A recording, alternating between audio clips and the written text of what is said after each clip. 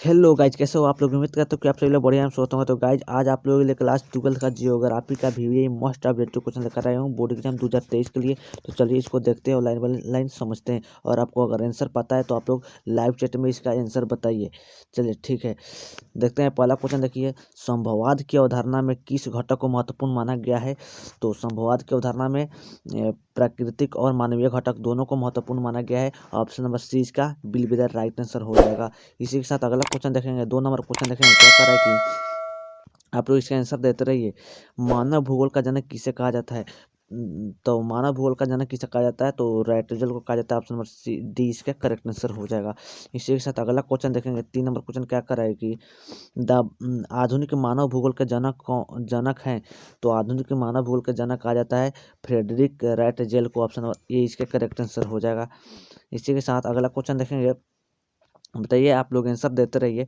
निम्न में से कौन एक जनसंख्या परिवर्तन के कारण नहीं है, कारक नहीं। तो देखिए यहाँ पे प्रवास से भी जनसंख्या का परिवर्तन होता है, जन्म से भी होता है, मृत्यु से भी होता है, लेकिन आवास से नहीं होता है। यहाँ पे पूछा है कि परिवर्तन के कारण नहीं है। तो हम राइट आंसर की बात करते हैं, 20 का करेक्ट आंसर हो जाएगा आवास।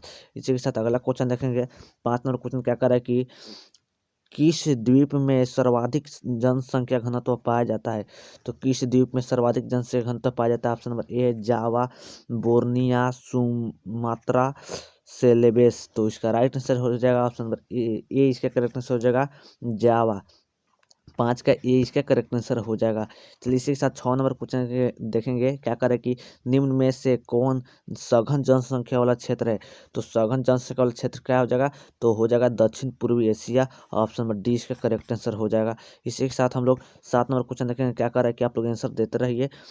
दक्षिण पूर्वी एशिया में जनसंख्या केंद्रित है।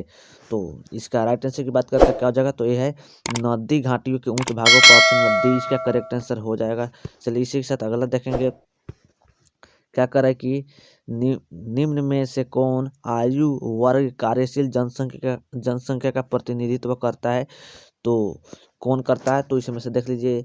तो इसका राइट आंसर की बात करें तो ऑप्शन नंबर सी इसका करेक्ट आंसर हो जाएगा 15 से 59 वर्ष। ऑप्शन नंबर सी इसका करेक्ट आंसर हो जाएगा। चलिए अगला क्वेश्चन देखेंगे, अधिकांश देशों में ग्रामीण नगरीय विभाजन किस आधार पर होता है।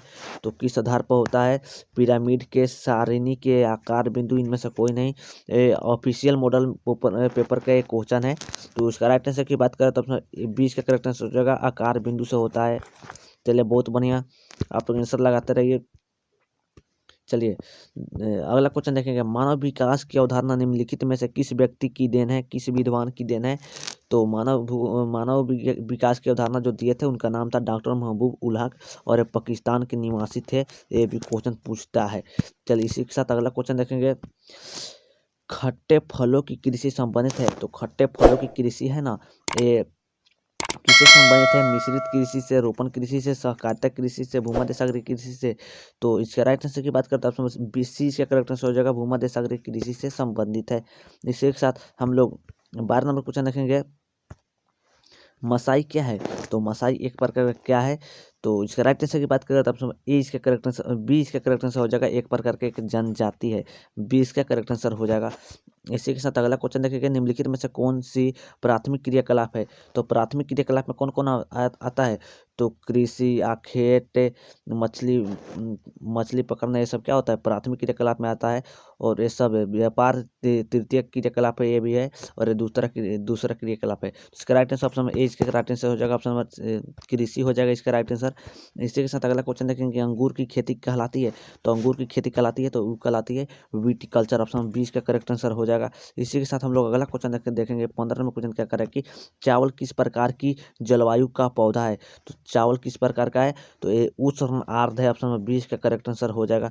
इसी के साथ अगला क्वेश्चन देखेंगे, निम्न में से कौन सी रोपण फसल नहीं है। तो रोपण फसल पूछ रहा है, नहीं है तो नहीं है। तो देखिए इसका ऑप्शन, इसका राइट आंसर ऑप्शन सी इसका करेक्ट आंसर हो जाएगा गेहूं। गेहूं ये रोपण फसल नहीं है, इसको बोया जाता है। चलिए इसी के साथ अगला क्वेश्चन देखेंगे, निम्नलिखित में कौन सी खाद्य फसल है। खाद्य फसल कौन है, तो ये हो जाएगा मक्का हो जाएगा। ऑप्शन नंबर सी इसका करेक्ट आंसर हो जाएगा। चलिए इसी के साथ अगला क्वेश्चन देखेंगे, निम्नलिखित में से किसे क्यूबा की राजधानी कहा जाता है। तो क्यूबा की राजधानी किसे कहा जाता है? तो क्यूबा की राजधानी कहा जाता है गन्ना को कहा जाता है। ऑप्शन नंबर सी इसका करेक्ट आंसर हो जाएगा। बताइए अनेस्ट नंबर क्वेश्चन, विश्व में तांबा अयस्क का सबसे बड़ा उत्पादन देश है।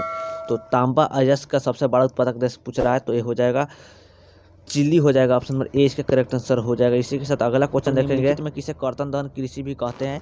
तो कर्तन दहन कृषि किसे कहा जाता है? तो ये तो हो जाएगा ऑप्शन नंबर 20 का करेक्ट आंसर हो जाएगा। आदिम निर्वहन कृषि को कहा जाता है कर्तन दहन कृषि। ऑप्शन नंबर 20 का करेक्ट आंसर हो जाएगा।